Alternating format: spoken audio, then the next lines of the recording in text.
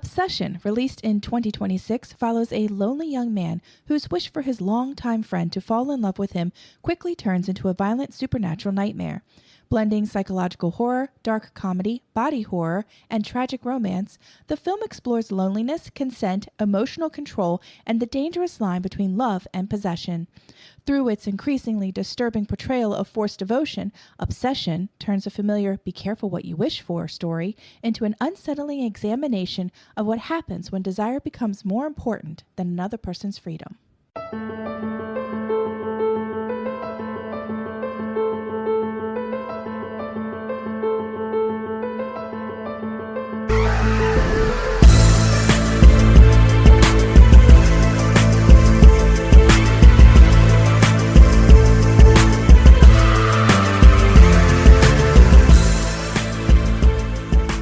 What's going on, everybody? Welcome back to another episode of So You Like Horror.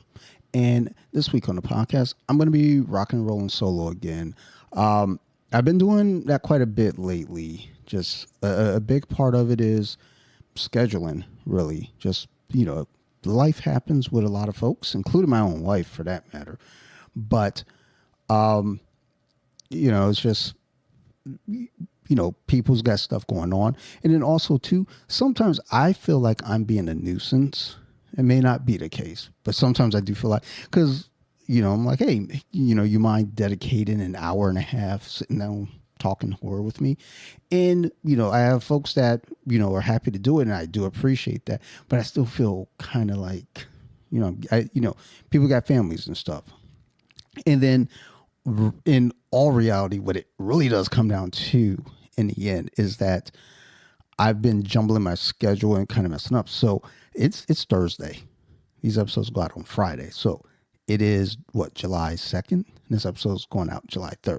So, that comes to play too, because I get a little undecided. Like such as this episode. I didn't even know what I was going to do this week. I think I mentioned in the past that we might be doing it. 2017, and then I put up a post the other day. It was Bernie Mac talking to Mike Epstein. He was like, "Fuck them kids," and you know what I say about them kids all the time. So I was like, I have been kind of talking about wanting to do an episode just titled "Fuck Them Kids," talk about basically kids in horror and all that stuff. And I was like, that might be an idea that we might do this weekend. Sarah and I were kind of kicking ideas around and how to approach it. And then we watched Undertone over the weekend. I was like, "Ooh, I actually really, really enjoyed that." I don't tend to like movies when people kind of give me this whole big hype up going into it. Because now I'm going in overhyped. So after watching it, I really did enjoy it. And I was like, "Ooh, there's a lot that could be done with this."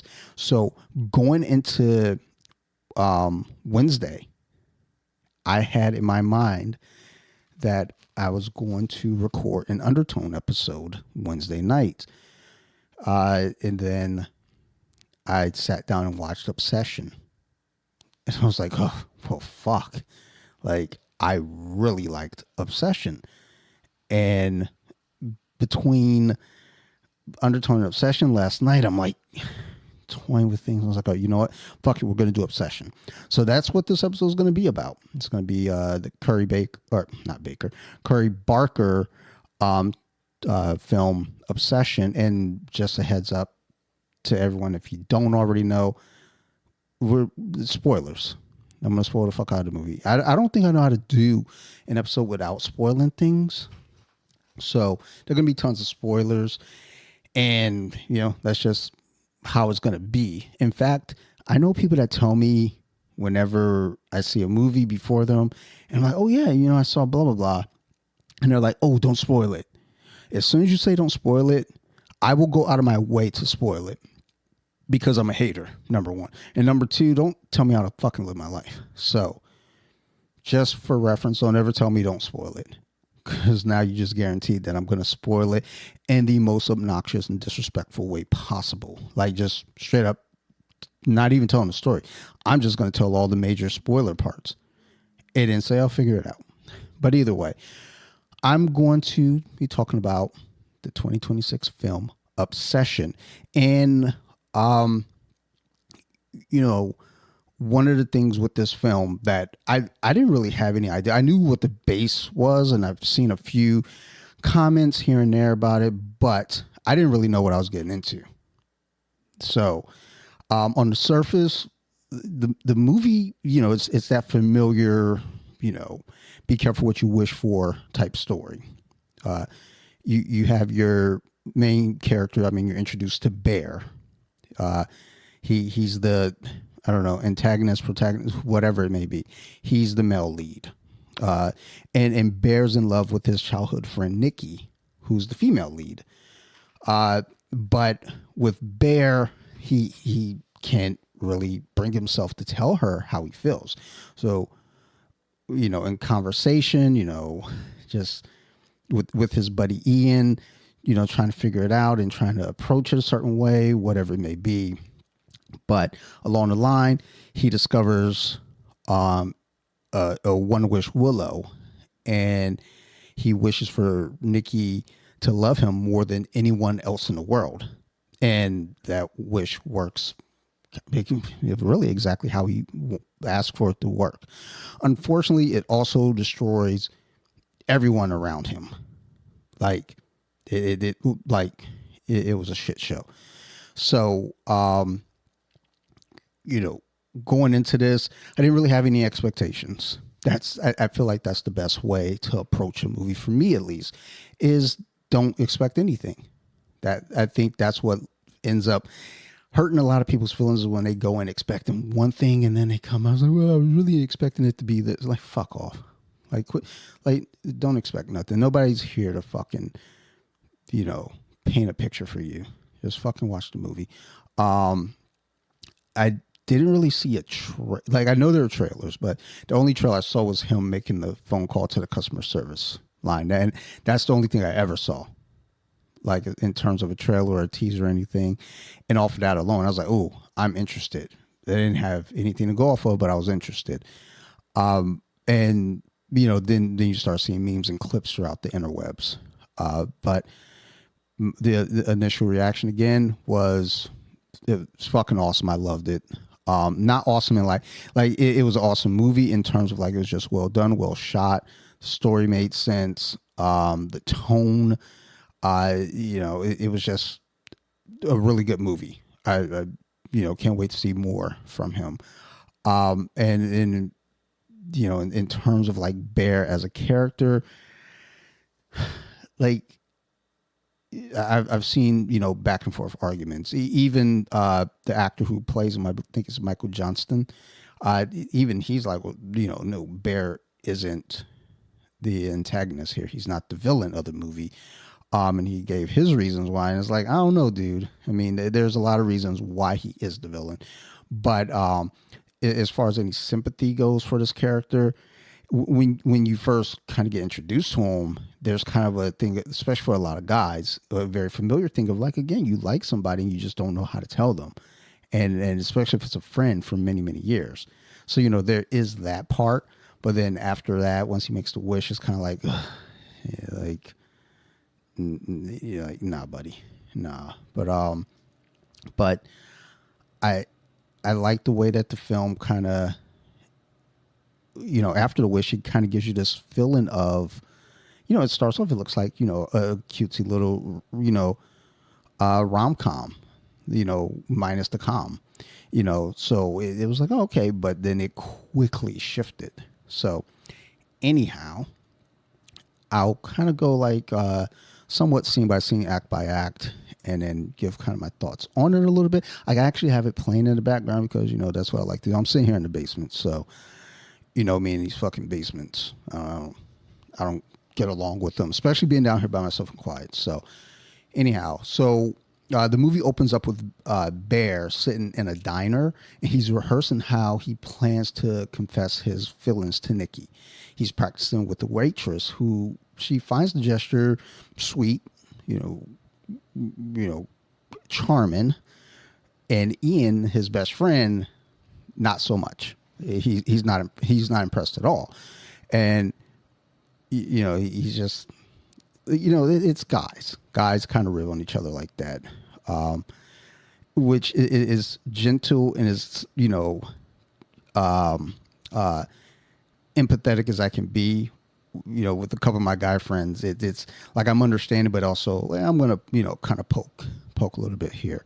But Bear, he wants a private moment with Nikki, but Ian reminds him that the friend group, Ian, Sarah, Bear, and Nikki, they already had plans to attend trivia nights. So it was like, yeah, fuck all that. We're going out. We're doing the thing. So the opening establishes that, Bear has this nervousness and he's emotionally inexperienced and deeply invested in the ideal of, finally telling Nikki how he feels. It also establishes the friend group as well. When you get into the movie, at least kind of like, in cameo, like I said, Ian is there.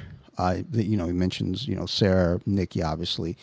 And this, the way that it opens, it's important because, again, the movie initially frames Bear, he's the lead in the awkward rom-com. He's not really introduced as threatening. He seems shy. He seems insecure and really afraid of embarrassing himself in front of, Nikki, who he really, really likes. That presentation encourages, the viewer to kind of relate to him a little bit, at least male viewers, kind of relate to him, a little bit in that beginning part, before the film really, starts to examine the darker side of his desire. So, he spends his time rehearsing carefully, trying to make sure that, he's going to say the right things instead of simply just having an honest conversation with Nikki, which I think is something that, again, very, very important, easier said than done, I'm sure. And this kind of suggests that, he's already imagined how the moment would unfold and how she, should respond, to him. Like, Ian doesn't quite see it that way. He's not convinced that confessing his feelings is a great ideal. And we'll get more into that later on. But the movie initially presents the situation through awkward humor that makes Bear appear nervous and harmless. And this allows the audience to understand his loneliness and fear of rejection while leaving room to question the decisions that he makes later on. So, and there's nothing wrong with Bear having feelings for Nikki. The problem begins when his fear of rejection becomes more important than Nikki's freedom to answer him honestly. And I mean, and even later on, as we get deeper into the story, he makes a statement to her asking, what's wrong with liking me, or something to that effect, or what's so hard about liking me. And it's like, it's a very selfish thing, especially in the moment that it happens. And like I said, we'll get more into that as well. So after the gang goes out for trivia night, Bear, actually no, not even, now that I think about it, they hadn't done trivia night yet. Bear, I think, comes home from work and he discovers that his cat Sandy has died, and Sandy accidentally got into his oxys, which is weird because, I mean, I feel like those things are like child-proof, sometimes adult-proof. So I don't know, a cat getting into him is kind of wild, but maybe he was just careless because he's like, I live home, by myself, so I got to worry about no kids. Fuck them kids. So whatever it may be, but he's heartbroken by this because it's his cat, it's a pet, and Bear places Sandy's body inside a garbage bag and breaks down crying alone in his room.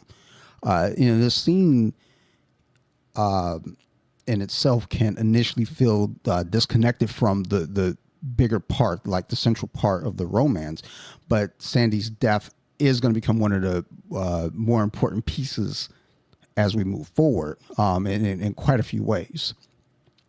It gives Bear an emotional low point immediately before he makes the wish. So this also kind of puts him in a weird mental place. And when I was thinking about that, I thought about Avengers Endgame, when they have the nano gauntlet and they're all like, okay, who's going to snap, do the snap to bring everyone back. And Thor was like, I have to be the one to do it. And I was like, whoa, you're not in the right emotional place to do this right now, buddy. Loki's dead. Your mom's dead. Like, you just had to kill your sister. Your father's gone. You're not in the right emotional place. And, sometimes like that's important. Well, not sometimes, all the time. That is important, to be in the right emotional place to make a decision. So as we move forward, we kind of already get this idea that he's not in the best of places emotionally. It also introduces the pills that are going to later become, important. Also, so you get all these things early on that's just kind of setting the stage for things. Like I said, Bear's already grieving, when he gets to One Wish Willow anyway, and Sandy's death kind of deepens the loneliness that he's been struggling with. His cat may have been the most consistent emotional connection in his life. So losing, Sandy leaves Bear especially vulnerable when opportunity to make that wish comes up. And by placing his loss so early in the story, the film immediately connects death, isolation, and wish fulfillment.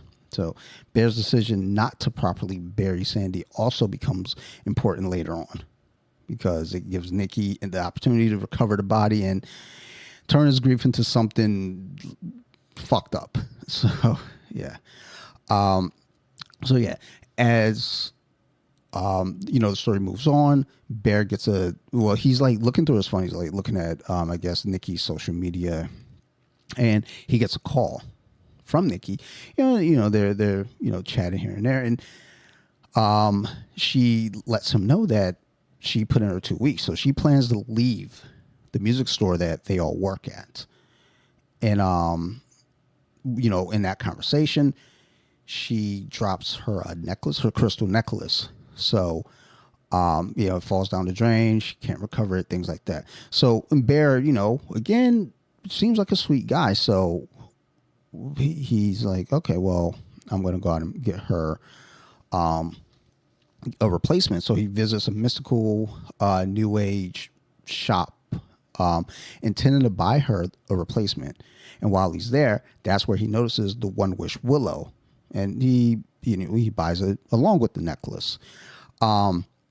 So Nikki's plan to leave the job creates this urgency for Bear, because it's like, even though you all have a friend group and everything, but like working together, it matters. Like when I had a job where I worked with a lot of my friends, and then once people start leaving that job, you kind of start losing connection. Once I left that job, I lost all connection to these people. So there is this thing of like, oh shit, she's leaving. There's a sense of urgency, because I'm probably not going to see her as much. She's probably going to connect with new friends. Our group is going to kind of start to fracture. So, he feels like he's running out of time, and, he may lose that everyday connection he has with her. So his original plan to replace her necklace comes from a thoughtful place, but buying One Wish Willow gives him a way to avoid, the vulnerability of being honest about his feelings. The mystical shop, like the mystical shop, like also, kind of brings a fairy tale quality into the story, setting up the ideal that a simple wish can carry dangerous consequence. Like Bear could have wished for confidence. He could have wished for a closure. He could have wished for the ability to move forward, but instead he ultimately wishes to change Nikki. Also, in another note about the shop, the customer service is on some trash. And I know the lady said, hey, we're going to be closing soon, so let me know if you need anything. But still, like, she's on the phone, like, I don't know, that kind of shit. As someone who's worked in customer service, I'm just not into, piss poor customer service, just period. But either way, that's a whole nother thing I nitpicked about, which isn't many things, but that's the big one, was that customer service. And it's not a bad thing. That's part of the film, but it was just like, oh, fucking can't stand shitty customer service. So yeah, anyhow, trivia night comes about, and you know, after talk with Nikki, like she had mentioned trivia night, and Ian had mentioned trivia night. Trivia night's going to be a thing, but after having lost the cat, like Bear didn't really, he didn't really want to go out, and I think that mention that 2 weeks notice kind of like also ignited him, like, oh shit, I gotta go. But Bear joins Nikki, Ian, and Sarah for the trivia night, and you see the interaction of the group. You see them, being friends. You see them, just how they, get along. That at some point, I think Nikki wanted to, like, I think Ian wanted to go to another bar or something. And, Nikki was like, I really just want to fucking go home. I'm tired, whatever it may be. And, that's when Ian was like, hey, I'll take you home. I got you, no big deal. And,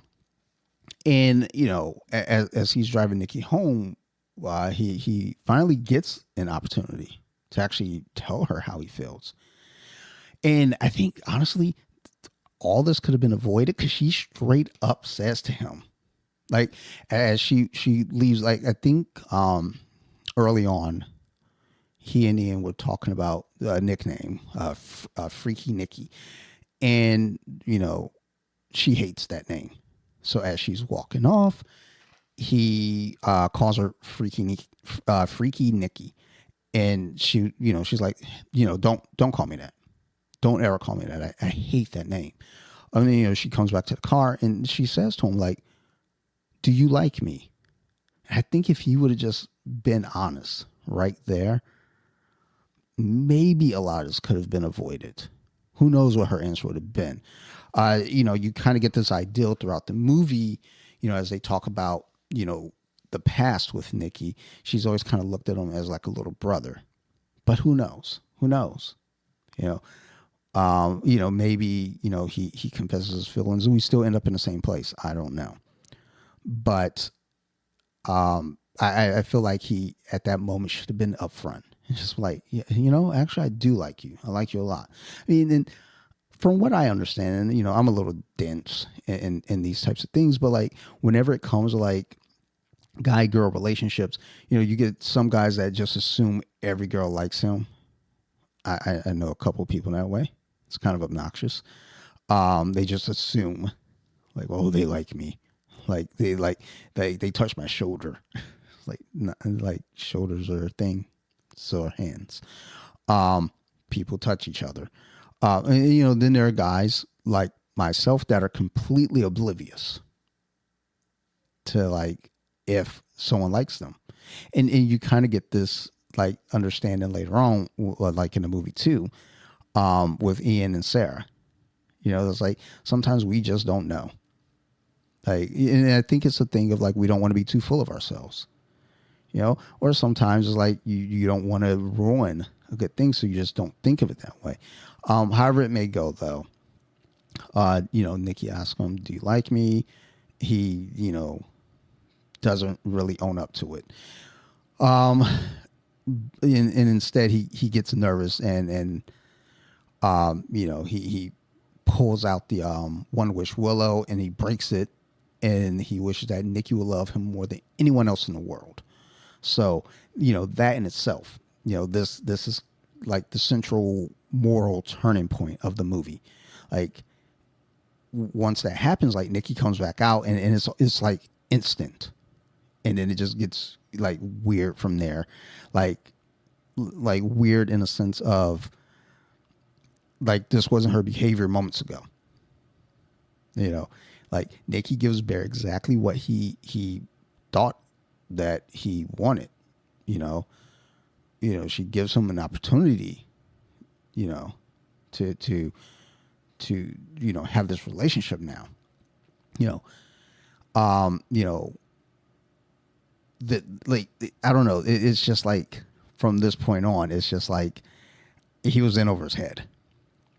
And I think with using the One Wish Willow, this becomes a again that referred issue of kind of taking away his own vulnerability and accepting whatever answer might be given, and like looking for an easy way out. he chooses to manipulate her emotions through the wish.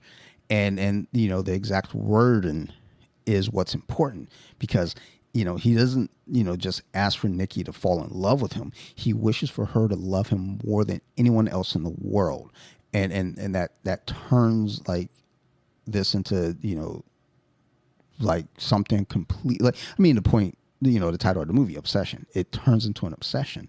So Bear's wish isn't about romance. He has to become the most important person in Nikki's entire existence. And that, I always joke about this, like, the idea of like, some chick being head over heels for you. And this movie takes it to the next level.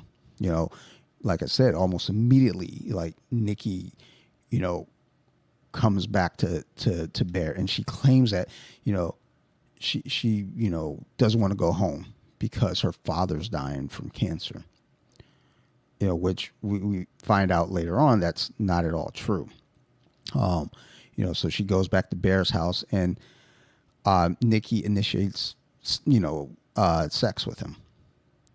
And as they begin kissing, she suddenly pulls away in terror and says that something is standing behind Bear. And this is that first moment when, Nikki appears briefly after the wish, kind of beneath the surface of the wish. Like, you get to see it later on throughout in certain points. But, this kind of quick snap reaction, like, like, holy shit, what's going on? At first, again, Ben gets exactly what he's been wanted. Nikki chooses him. She goes home with him, and she expresses romantic interest in him. But the scene, like, when this is all taking place, never really feels completely comfortable. Like, Nikki's sudden, like, fear or terror suggests that something is taking control of her. Like that peek out from behind is like there's something now, like, using her as a puppet. While her conscious mind, that's the word we'll go with. Her conscious mind, like, is trapped, like what was it in Get Out, in the sunken place. It's like they're still there, but there's someone else driving the vehicle. So yeah, like, it's all really fucked. Nikki's claim that her father has cancer, is also one of those first clear signs that something's not right, because the wish appears to be creating whatever excuse is necessary to keep her close to Bear, like her sudden interest, like, raises like real questions, because it was just like moments ago that it didn't seem that way, and then suddenly, it flip-flops. This also raises questions about consent, like, especially since Ben knows, like, this behavior isn't, typical for Nikki. It's different from how she acted before.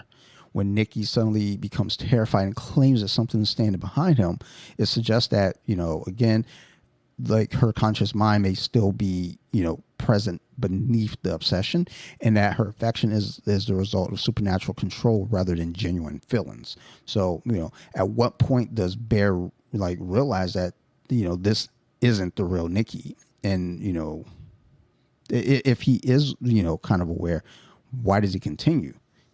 So there's, now you're starting to see, and again, like, on the surface of it, it doesn't look like he's being a bad guy, but it's like, it's, again, the content of the wish that makes you the bad guy. And then even, like, as the things still go on, it's like, come on, dude, don't be a dick about it.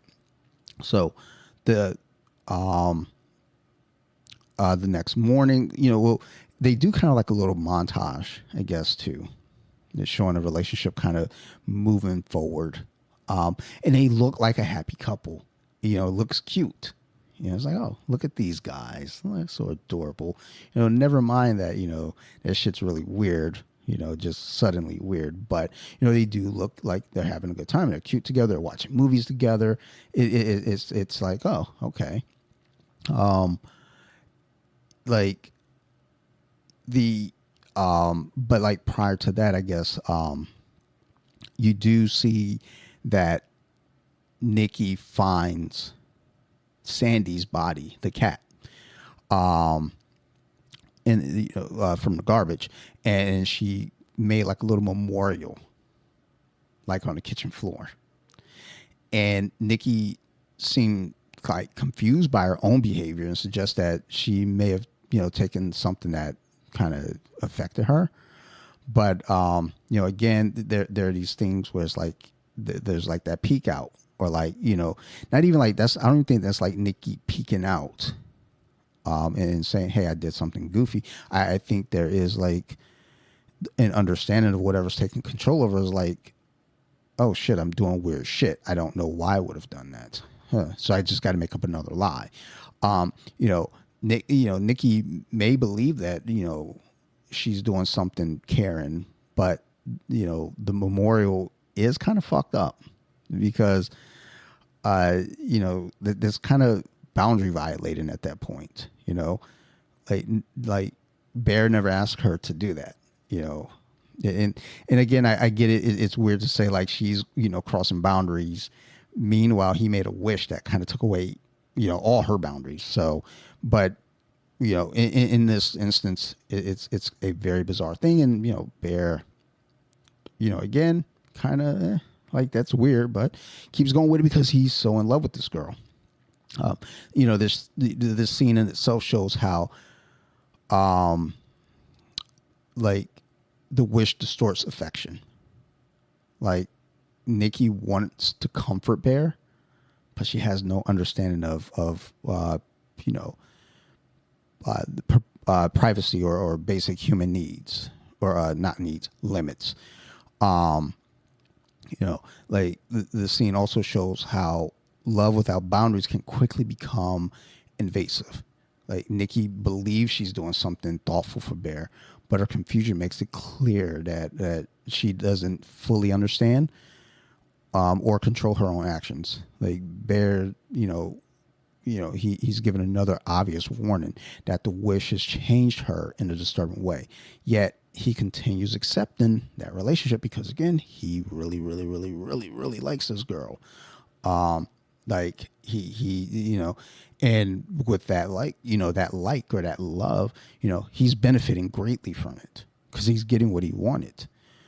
Like, as you move forward, Sandy's, body continues to be like an important recurrent like symbol representing Bear's inability to properly face grief, and yeah, it's just fucking bizarre.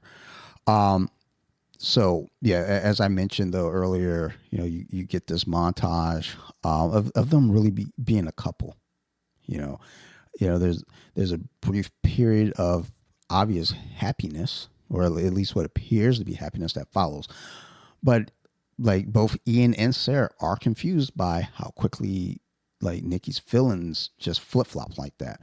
While Bear and Nikki are out at dinner, Ian gives a phone call to Bear, and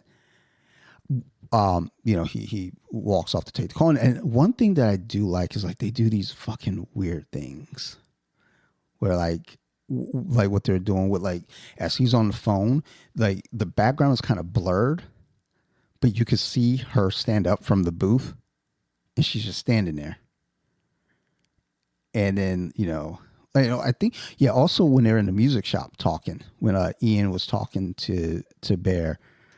And in the background, it's blurred, but you can see Nikki is facing and staring at them the entire time, and it's really eerie. It's eerie and like obvious to an eagle-eyed movie viewer, but I think it was also set that way for it to be kind of like pay attention to that background. But yeah. what was I saying? Oh yeah, they started dating.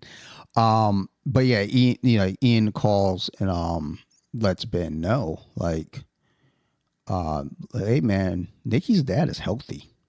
Like, and like along with him being healthy, Nikki don't even have a close relationship with her dad. So I don't know what the fuck is going on here. Like Sarah also said that Nikki, like I mentioned before, kind of looked at Bear more like a younger brother. So again, all this shit for them, like Ian and Sarah, they're like, yeah, this shit is coming out of fucking left field. Like it's just so bizarre. And then this is where you would think at least Bear kind of gets that like kind of confirmation that Nikki's new personality isn't genuine. It's artificial. And Ian and Sarah kind of function as outside witnesses to everything. They remember who Nikki was before the wish. While Bear's still motivated to accept the new version of her because again, fuck everybody else. It's all about me. I got what I wanted. Bear benefits from ignoring the warning signs because accepting the truth would mean admitting that Nikki's feelings aren't real. Learning that she previously saw him more like a younger brother kind of destroys the ideal that the wish simply brought hidden emotions to the surface. Instead it confirms that the wish replaced what Nikki genuinely felt with something artificial. Like Ian's investigation, kind of exposes the gaps in Bear's version of the relationship, while Sarah's concerns suggest that, she recognizes something is seriously wrong before Bear is willing to face it. So, you start to wonder, like, does Bear love Nikki as a person, or does he love that she is finally, behaving the way that he always imagined? So it's, crazy shit like that. So, Bear goes back and sits down and, he confronts Nikki about her father. And this is the clip that I've been seeing all over, the interwebs was, basically, when he asked about, her father's the, no, don't do that. And, she becomes emotionally unstable and throws a loud tantrum in the restaurant until, he reassures, and calms her down. They later go back home or back to Bear's place and they have sex. And it's such a awkward, thing. Cause it's like, it's hollow, like Nikki continues to appear as though, she's not fully in control of herself. And especially in that scene, like, she's like laying there and you see like, it just looked very like hollow and uncomfortable and just like not natural. The restaurant scene in itself kind of reveal how, the wish responds to any threat. And I guess, as you move forward with this, you really have to refer to like Nikki's not even Nikki. It's really, the wish, that we're really referring to. But, like the wish basically, if there's any like threat against Ben's approval, a tantrum follows. Nikki can't tolerate disagreement because her entire identity now depends on maintaining Bear's love. Her emotional reaction feels less like ordinary jealousy and more like panic, as though any sign of conflict threatens her entire connection to Bear. And he begins to realize that, he can calm and control her, through reassurance, so like he still kind of feels like, okay, this isn't all that bad, like I got this. It turns that relationship into kind of a cycle of emotional management rather than genuine affection, and that makes, everything just seem just very uncomfortable. And it's mainly because Bear already has strong evidence that, Nikki's not fully in control of herself. You know, the movie uses this, you know, these moments to make the audience question why he continues the relationship. You know, when it's becoming clear that her feelings and actions aren't, you know, truly her own anyway. So, you know, the relationship's not healthy at all. You know, it was unhealthy from the moment Bear removed, you know, Nikki's ability to say no. So, you know, that's, you know, where now the villainy really kind of starts to seep in more, because it's like, this dude's aware, but he just goes with it. At one point during the night, Nikki, while Bear's sleeping, she's standing in a corner in the dark, watching him sleep. And it's fucking eerie. Like, just watching the scene in itself is eerie. It's like, oh my God. Because, like, I have trouble with the dark. And when my wife works at night, like, yeah, that's where I have, you know, because it's like dark shadows and corners and shit. So that scene in itself fucked with me, just off of that. But she cut his hair while he was sleeping. You know, like shit like that. Just you know, fucking off the wall type stuff. You know, she comes back and, you know, lays down, and at one point Bear wakes up and he attempts to get out of bed, and Nikki starts screaming at him and demands that he stays with her. You know, like, this is, you know, again, another one of those scenes where that, like, that romantic fantasy just disappears. You know, Nikki doesn't sleep because her entire purpose is now centered on Bear. You know, she watches him like a guard, you know, like a predator. Like, in the background, like when I was just looking at it, was him and Ian in the music shop talking, and, you know, Nikki just staring in a creepy way. Nikki's devotion, you know, it's becoming exhausting and completely unnatural. So instead of, you know, feeling loved, Bear is starting to feel trapped, you know, and it trapped by, you know, really his own design. It was the wish that he made, you know. So, you know, what should be an intimate relationship now feels more like a constant surveillance, with Nikki unable to, you know, tolerate even the smallest amount of separation, you know. And you know, in that moment, you know, Bear starts to experience the same loss of freedom that he really kind of took from her, you know, when he made the wish. So, you know, that's what you get, punk. You know, like, Bear wanted, like, complete access to Nikki's emotions, and now Nikki's demanding complete access to Bear's presence. So how you like them fucking apples, guy? Huh? Go fuck yourself. So, like I did mention, she cut his hair while he was asleep. You know, he's getting ready for work, and, you know, he's about to roll out. And as he goes to leave, like she fucking duct taped the door. Like the door was completely covered, you know, in duct tape. And it was basically an attempt to keep him inside, to keep him from leaving. You know, she eventually, you know, allows him to leave and gives him a, you know, a packed lunch and everything. You know, really sweet of her.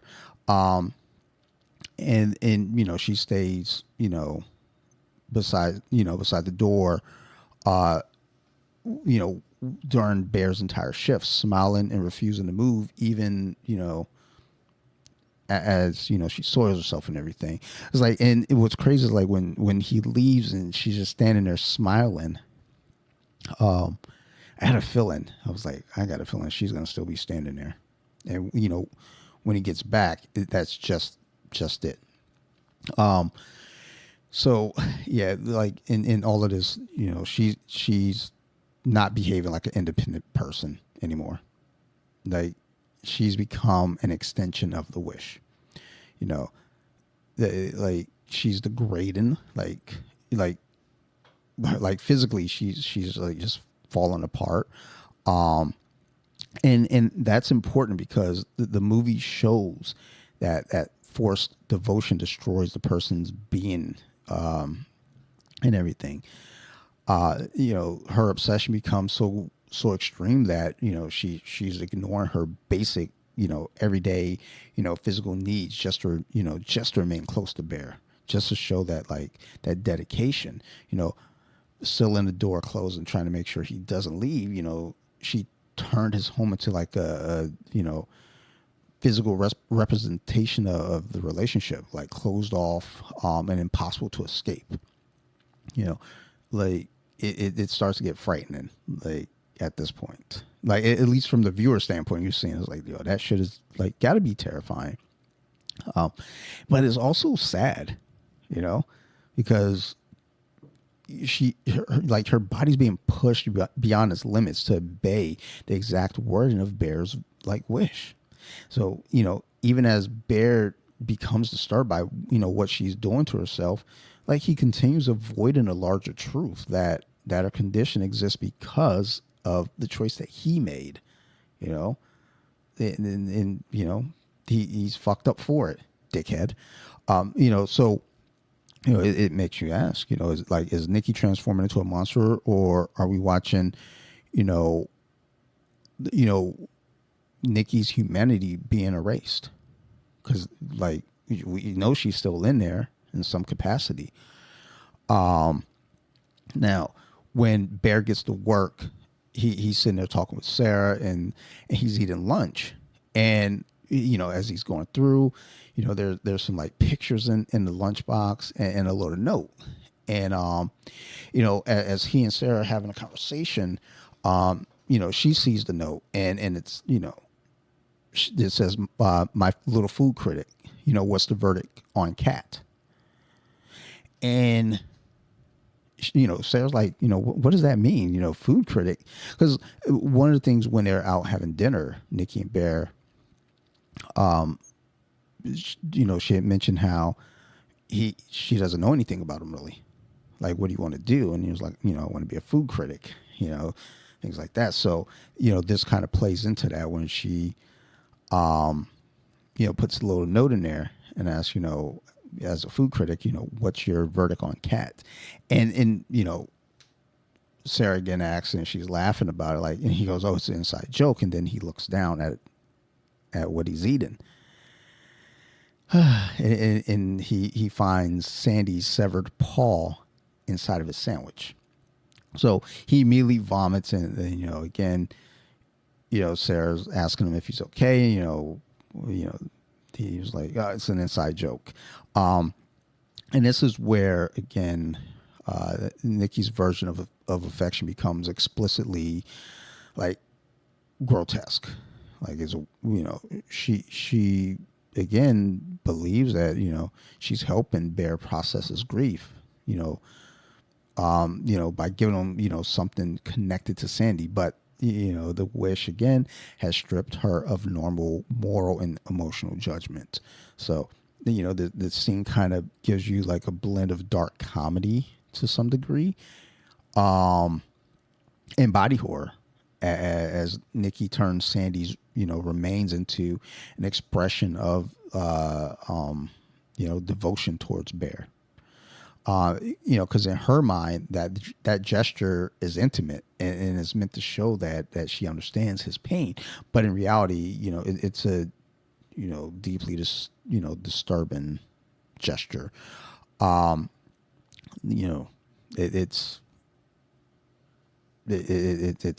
It's dark. Like, at one point, Ian asked Bear for a ride home, and they having a discussion about he and Nikki's relationship, and Bear asked why he and Nikki weren't invited to Ian's place. And Ian points out that he didn't want to invite them because it looks like Nikki's going through something, and he accuses Bear of taking advantage of her. So after, like, a little bit of a back and forth, Ian invited Bear over, but he was like, look, it's a boys' night, so no Nikki, none at all. Now when he gets home after dropping off Ian, he gets home and Bear, before going back in, he calls the customer service number on the One Wish Willow packaging, which is weird that there's a customer service number on there. And also too, like if they're not really going to give you any customer service, why have it? But there's also connects back to the fucking shop. Like the customer service dude was very like, just like, like nothing I can do for you, buddy. Because Bear basically said he wanted to change, make an adjustment to the wish or whatever. And the representative explained that, the wish can't simply be altered or canceled. He was basically told that the only way you can, erase the wish is by dying, maybe not so bluntly. Maybe it was that blunt. I can't remember. But, when Bear asks the representative if Nikki's love is real, the representative argues that Bear choosing the love for her does not necessarily make it unreal. I think that's, the tricky part there, because I mean, the love is real. The thing is it Nikki though? Which, we are kind of under the idea now that it's not. And then the representative seems to connect Bear with Nikki, who's screaming through the phone at this point. So this is one of those scenes that actually does serve some high importance though, because it confirms that Nikki's original conscious mind, still exists. Like the wish hasn't changed her personality. Like something just replaced it or like kind of suppressed her. So the customer service, rep, like that scene makes the whole like supernatural horror feel even darker by treating Bear's situation like a routine complaint. Like the representative, clearly understand that these wishes often cause suffering, yet, it speaks about the consequences in a calm, almost professional way. Like, and what stands out most is that Bear remains like focused on whether Nikki's love is genuine, even while like he can hear like Nikki screaming in the background.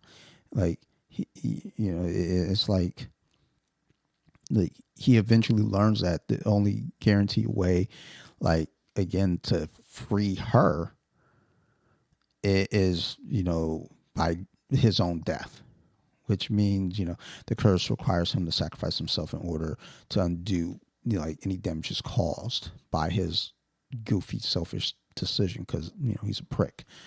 So, and again, it makes you just question like, why is his first concern whether Nikki's love is real rather than whether Nikki is okay?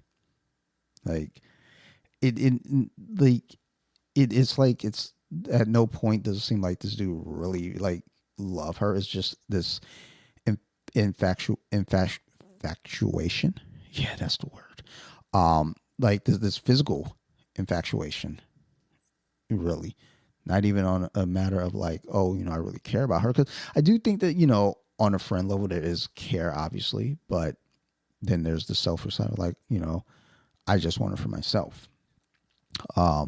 And after he makes the call, and I kind of already like referenced this earlier, when he walks into the house, Nikki's still standing there, exactly where he left her.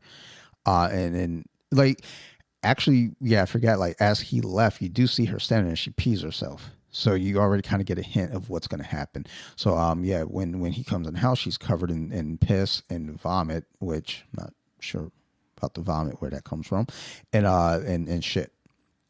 After refusing to move throughout the entire work shift, like she just stood there. And like, this visual forces Bear to confront that, there are physical consequences now also of his wish. Like Nikki's body is deteriorating because the whatever's inside of her, that supernatural command to love Bear has taken priority over every like other instinct. The image, it's tragic. You know, like Nikki believes that waiting by the door proves how deeply she loves Bear, but like this, the like the wish has like reduced her entire existence to serving him and remaining as close to him as possible. Like he, yeah, he's a douchebag. He does mention to her, he ushers her to the bathroom. She's like, I'll clean up. I'll clean up. And while she's in the shower, he mentions, Ian invited him over. It's just kind of a guy's night. And like she should stay home. And then she mentioned that Sarah's going. Like she's like, no, it's not going to be a guy's night because Sarah's going. She mentioned it to me. So this turns into yet a whole nother thing. They get together with the friends and they're playing. Well, actually, before they're even playing games, Ian like is talking to Bear privately, and he's basically saying like, I fucking knew. I knew you couldn't leave her behind. I knew you couldn't leave her at home. And he had mentioned, oh no, Sarah invited her. So it's like there's already kind of like some tension there. As the group sits around, they're playing drunk Jenga. And Nikki kind of gives this really, really weird, uncomfortable version of Hansel and Gretel. Which, yeah, was fucking really bizarre. And, she mentioned like it was something that she was working on. Now, when it's Bear's turn, he pulls a block, and the block that he pulled instructed him to kiss the person to his left, which was Sarah. Like Sarah was sitting there, and then like as soon as he reads it out loud, the camera goes to Nikki, who's making this incredibly over exaggerated like sad face, which that's something that I don't think is brought up enough. Is like her expressions, like her facial expressions throughout the movie, like really, really like sells this character.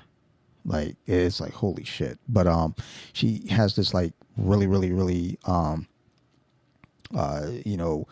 over exaggerated sad face, and then she walks over behind Sarah and like drags her chair out of the way, and then she kneels down next to Bear, and basically now she's there to the left, and then like he kisses her instead. Like the party kind of places Nikki's behavior in a social environment where everyone can now see how abnormal like things are becoming. Like like she can't understand humor. Like she laughs like awkwardly, like and loudly, like laughs at a comment made. Social boundaries are kind of like just disregarded. Embarrassment, shared attention, like becomes very intentional. Like it's everything's like very just like kind of awkward. And as the party kind of plays out, like Nikki starts to see Sarah as a direct threat because of like, I guess first off the block that he put on red, but also her connection to Bear. Like in fact, anyone who like kind of shares a close relationship with him becomes a potential rival in Nikki's mind, or at least in the Wish's mind. Like, again, she's telling, this disturbing fairy tale, and that kind of ties to the One Wish Willow, to the darker tradition of corrupted child children's like childhood stories where wishes and desires come with terrible consequences. Like the reaction from, the guests, that those are some things that kind of make note of too, because, they reflect how Nikki's behavior looks to people who have no idea that something supernatural is going on. So, by this point, Bear can't really keep the effects of his wish contained, inside his home.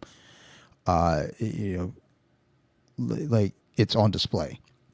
So, during the party, like the real Nikki kind of slips out and appears for a very brief moment too. Like she's like standing there and just suddenly screams like that the person, controlling her body is not really her, and repeatedly like she smashes a beer bottle and repeatedly like kind of jabs herself in the face. And Bear, he makes an attempt to get medical treatment, but no dice. She kind of snaps back into the entity, and like, well, let's just bounce, let's go home. So her attack on herself, it's another, it's another one of those like outbursts that take place, that's taking place, but it's not just another like this one's a little different. It's like like that outburst was like, it seems like it was the real Nikki attempting to destroy her own body to escape like this control. So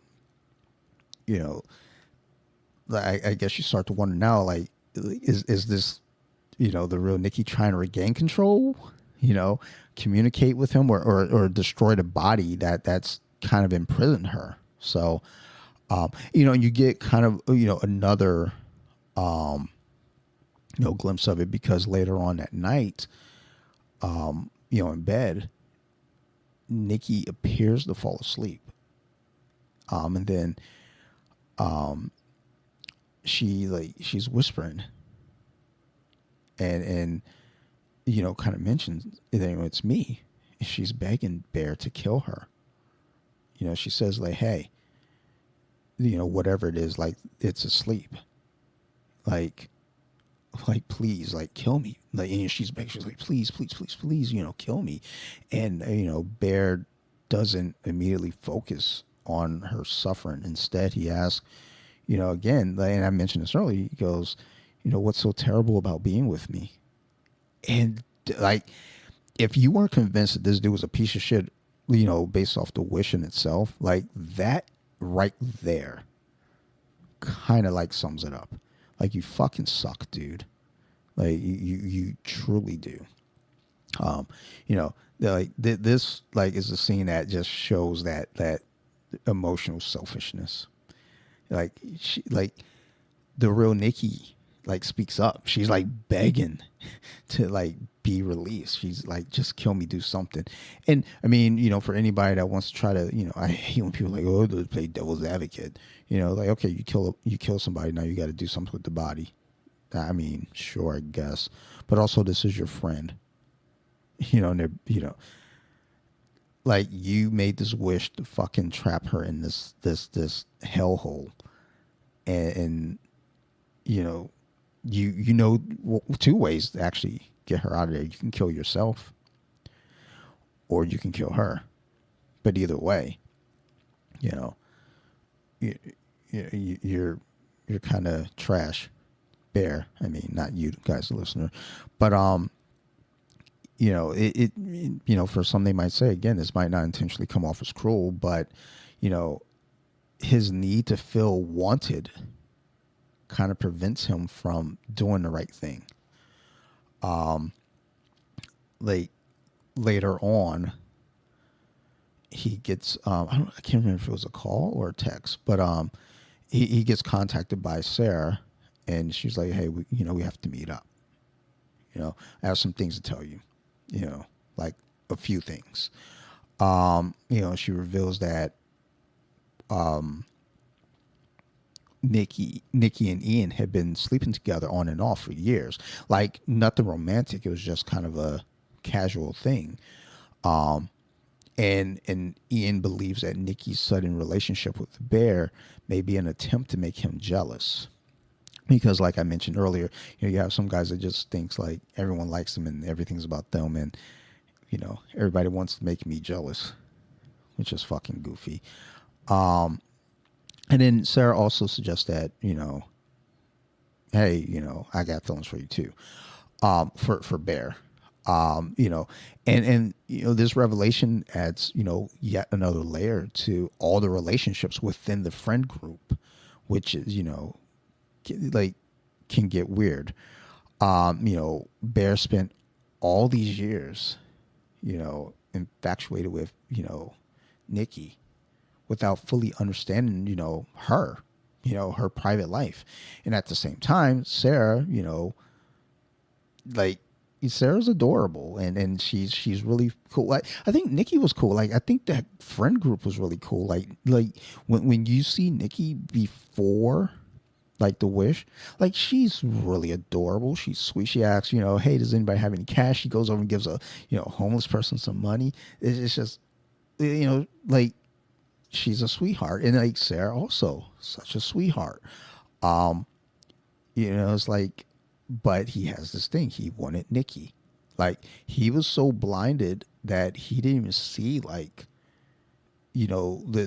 awesome person, that's right in front of him, but good, better for Sarah because, he's kind of a piece of trash. But yeah, he just didn't notice it. And through all of this, it kind of reveals just how little Bear actually understands, the folks around him. He like I said, he didn't really know Nikki's personal life. And I guess that's even a thing. Well, I guess for all of them though, when you talk about the relationship, when she mentioned her dad being sick, and sure, not everybody's really putting all their family's business out there like that, but Sarah mentions she doesn't have any kind of relationship with her dad at all anyway. So I feel like that's almost kind of one of those maybe obvious things, perhaps. They don't go away for holiday or nothing, stuff like that. But yeah, all just it sounds like the friend group has a really complicated history, and I think when you factor in Sarah caring for Bear, I think all those words rhymed. I think Sarah, Kara, Bera, Hanna-Barbera. Dude, I'm a lyricologist. But Sarah really having feelings for Bear in a genuine way, without the influence of a wish or anything. And this dude's just, he's too focused on Nikki to even recognize it. This reinforces kind of the central ideal that Bear is more attached to the version of Nikki that he's created in his mind than he is to the real people standing in front of him. So fuck that guy. But yeah, while that's all going on, they're talking. Also, I think Sarah was trying to get into maybe a college or something. And, she got her letter, and she's excited, and everything. And then, one of those oh shit moments that happens is Nikki bursts through the car window and just starts beating Sarah's head, into the steering wheel, basically killing her. Which there are three holy shit moments. That was one of them.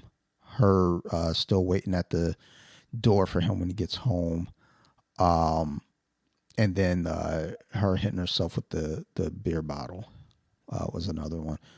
Yeah, and the cat. So four of them.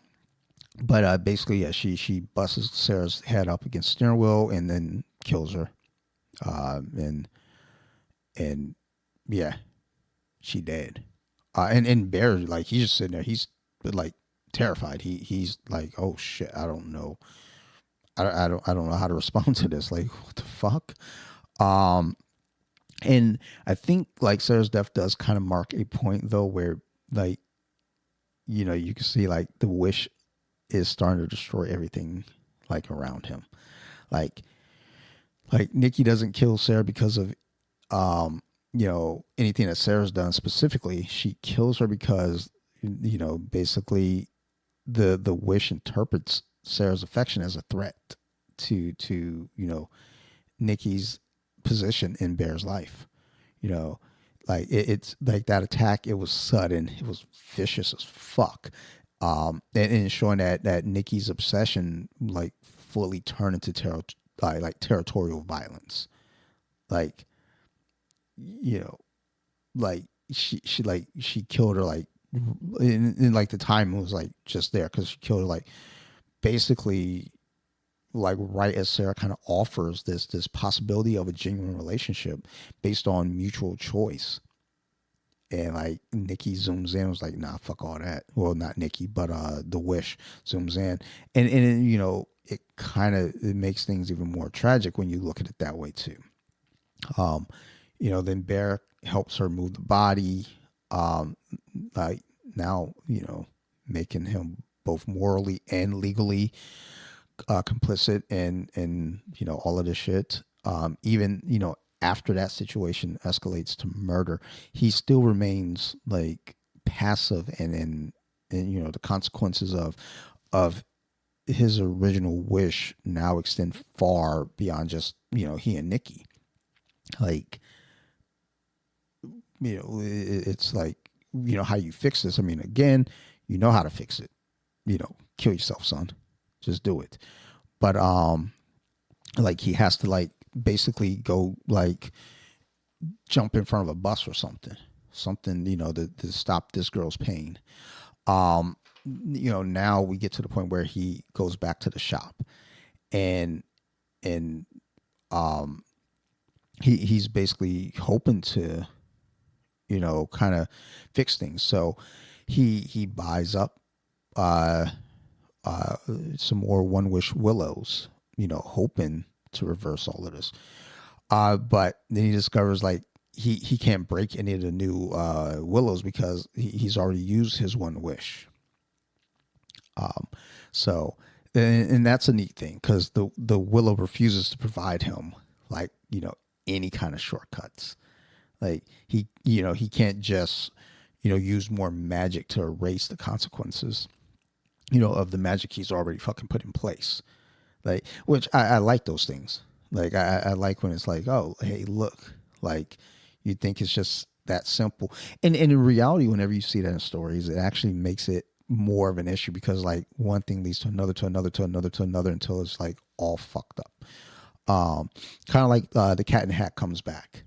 When he comes in and makes a mess with the pink ring around the bathtub, and it's like, here, we're going to clean it up by doing this, then we're going to clean it up by doing this, he's doing all these different tricks, and it's just making matters worse.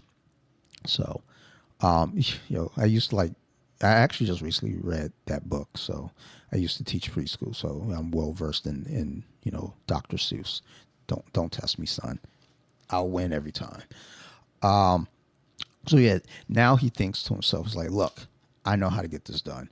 Let me go talk to Ian. And he explains like the whole thing to Ian. And Ian's like, what? Fuck out of here. What? He's like, like he gives him, the One Wish Willow and is like, you got to make a wish. And he's like basically trying to like talk him through it. Like what exactly to say. He was like, you have to be careful what you say because like, it can get all fucking fucked up. And before he can like kind of get through it further, Ian goes, I wish for $1 billion. And, it immediately comes true. Like money just starts raining from the ceiling. Like, and basically like Ian kind of repeats Bear's mistake just in a different form. He doesn't, wish to control somebody, or he doesn't wish for somebody's affection, but he doesn't think about the consequences of the wish. And then, we don't really get to see what consequences could come from that. Bear used the willow to obtain love without earning it, and Ian used, the willow to obtain wealth without earning it. Both of them chose something, like they got they looked for immediate gratification over responsibility. So, you know, ultimately Ian wastes, the one chance, the one real opportunity to save Nikki, without anyone else dying. So, that's kind of fucked. But I think also too is like he wasn't really hearing it. He wasn't really understanding it. He's just like, oh shit, we can make a wish. I want $1 billion. And he kind of did it in a sarcastic way too, thinking like, whatever, it's not going to really happen. And that shit started raining, like at the strip club. So it's like it's like, oh shit, I'm a billionaire now. But yeah, like later on, when Bear returns home, it's kind of like when we're getting to like kind of, I guess, our end game of it. He discovers that Nikki has arranged Sarah's corpse inside the living room. She now has a gun, and she like looks like she's prepared to like basically kill Bear and herself so they can remain together forever. He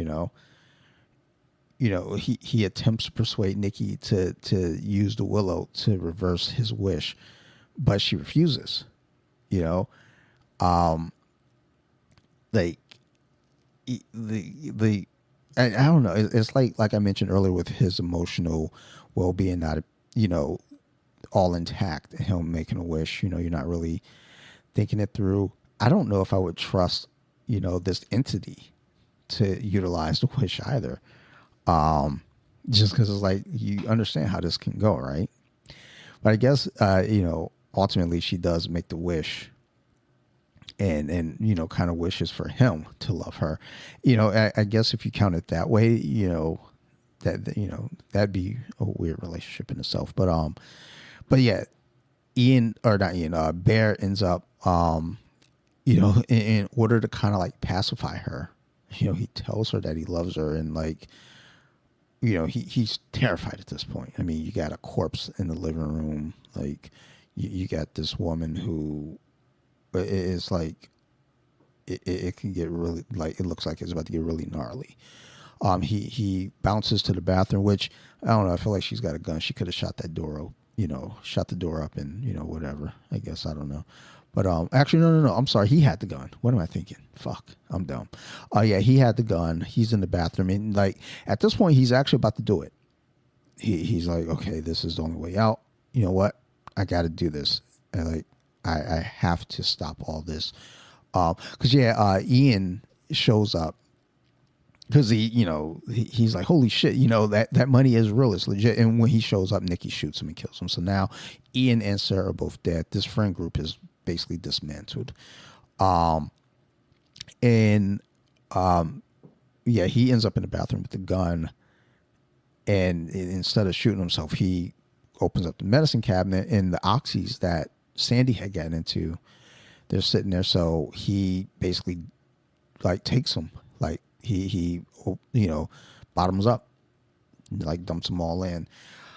And now by this point, Nikki has made her wish, and you can see, like I think you hear like the music, the little chime, and then his expression changes, and it appears that she basically wished that he was in love with her. So he's coming out of the bathroom, and they're hugging and kissing, and like in that moment he starts to die.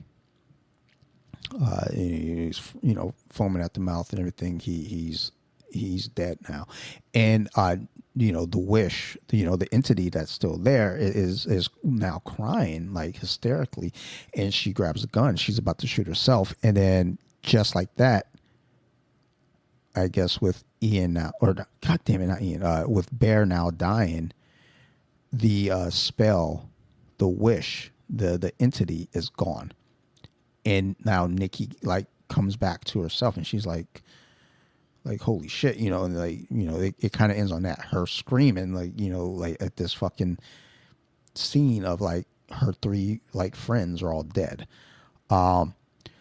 It's yeah, bonkers. Um, I fucking really like the movie, a whole fucking lot, like a lot of lots. Um, I only thing I always ever say about these types of things though is like at the end of any like movie where there's dead bodies, it just kind of leaves it at that. It's like, man, there's y'all got to go down to the station, like especially after the end of any Scream movie. Anytime Scream ends, you know that they just be sitting around the ambulance hugging and smiling and shit. It's like, nah, there's dead bodies.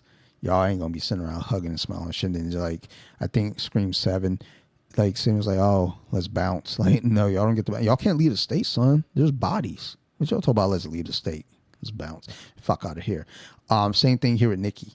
I mean, I just needed like maybe an hour more, like not hour more of the movie, but like in movie time to see like, hey, what happens now?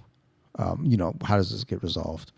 Maybe that's just me being greedy, but yeah, like Nikki, she physically survives. She's faced the, left to face like the full consequences of everything, but that's how it rocks and rolls, I guess. She might remember, the violence that her body committed, perhaps. Even though she wasn't in control, and then now she's in a room surrounded by the bodies of her friends with no like believable way to explain that shit. So nah, it's in the clink you go, kid, which again makes her an even worse victim of this, because none of the shit, she was in control of nothing. Like she ultimately ends up like, even though she is back, like Nikki is Nikki, like she's not free. She's not truly free at the end. She's like, if she remembers or was able to see all that shit that was going on, like that's traumatizing. So yeah, things aren't going to be okay. Like no one's going to believe like her explanation. So yeah, nah, this isn't good. So basically Bear fucks up everyone's life. Bear gets everybody killed, and he fucking ruins Nikki's life. For someone that he claims to love, he like ruined her life.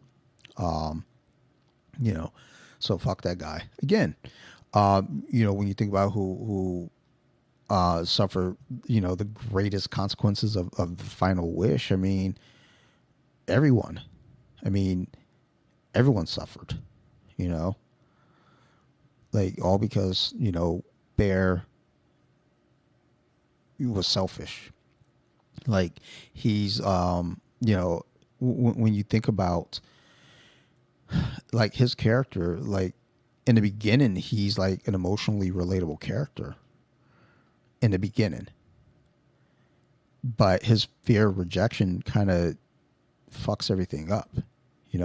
It drives every decision that he makes. And then, even after he recognizes that, Nikki's suffering, like he continues to delay, like taking action, meaningful action.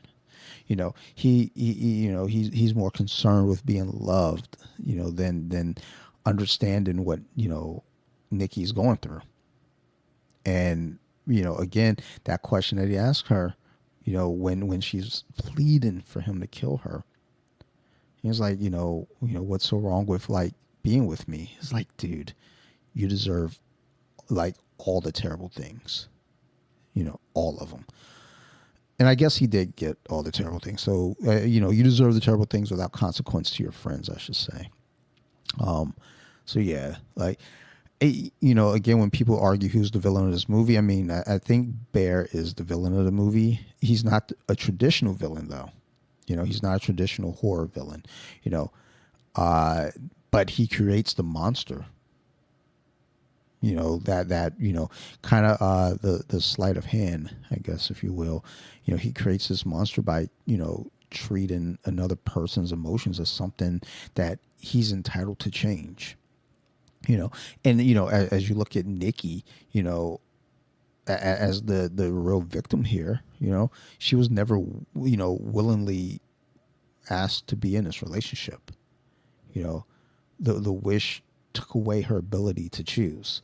You know, her personality and her, you know, her body, you know, everything, you know, were overtaken by an obsessive version of herself that was terrifying, but not fully responsible for what was happening. So, you know, the real Nikki, you know, kept trying to fight back, kept trying to get out of there, you know, begging to be, you know, killed. And, you know, when she's finally restored at the end, you know, she returns, you know, after losing like her, you know, her friend group, after losing her closest friends and being left with the consequences of everything, you know, that her body was forced to do. And, you know, in that sense, like surviving, you know, actually may be worse, like the worst thing, like of the situation. So I don't know, you know, she's presented as the monster, you know, for most of the film, but, you know, Bear's actually, you know, he's the person who placed that monster inside of her. So he's, you know, the real Dr. Frankenstein, you know. So it's very tragic. It's very sad. It was a good movie. It was well done. Like, again, it's on in the background. I've really enjoyed it. You know, the movie makes the point that love, you know, only has meaning when both people are free to choose it. Like his wish turns emotional manipulation into like possession, because it takes away Nikki's ability to decide how she feels. Sorry, I had the burp. I had a Chipotle, you know, the protein cup of like that honey chicken. That shit was rocking. So, and then I had like a protein taco. That shit was rocking too, because I'm trying to get strong on this end, you know, like, because I believe I'm in a horror movie at all turns, so I got to be stronger than the monsters. So I'm out here lifting all the weights, and I'm gonna go to jiu-jitsu actually right after I record this. But yeah, basically, you know, this is all, you know, Bear's like fucking fixation with Nikki, like kind of fucks everything up. Like in you know, the bigger case of it all, you know, Nikki becomes something to possess rather than, you know, someone like with her own like wants and boundaries. So like, you know, when they present this dynamic, you know, as horror, the film like challenges like, you know, the romantic stories that treat persistence after rejection as admirable, you know, which when you really like kind of pull back the veil, sometimes this shit is a little creepy. I don't know. Maybe we should all just be single. I don't fucking know. But it you know, it is kind of weird. You know, and again, it kind of brings up the question, you know, would Bear's wish still be, you know, immoral if Nikki had remained, you know, pleasant during all this and loving and nonviolent? I mean, I think it's still shitty, you know. I think it's still very immoral, you know, because now at this point it's a Stepford wife. So, no, Bear, you're a piece of shit. The One Wish, you know, Willow follows, you know, the same kind of tradition though as the monkey's paw, you know, where a wish is granted exactly as it is spoken rather than the way that the person hoped or intended, you know, it to be. So, you know, the object doesn't, you know, force anyone to make like a selfish decision.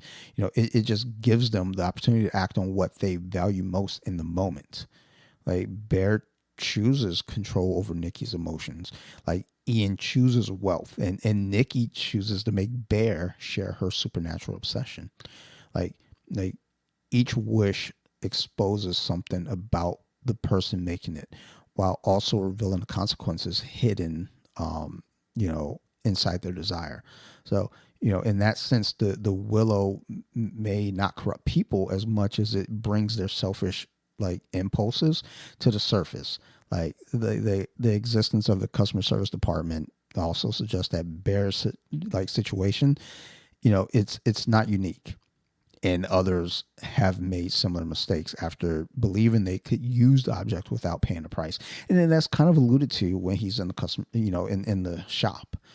So, you know, it's kind of right there.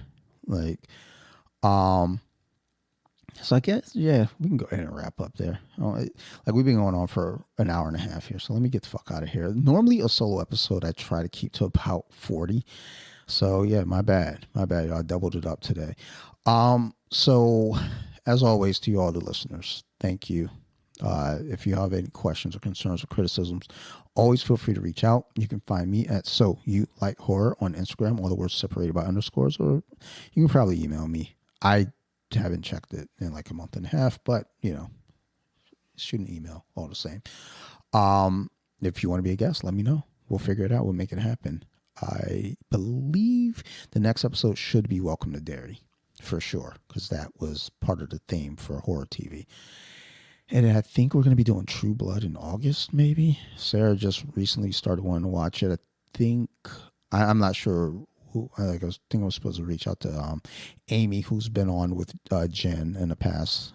So I may reach out to her about it, or I may do True Blood with Sarah. She's read all the books and stuff. I'm sure Amy has as well. So, but either way it goes, thank you for putting up with me and listening. So I do appreciate it. And yeah, we'll go ahead and get the hell out of here.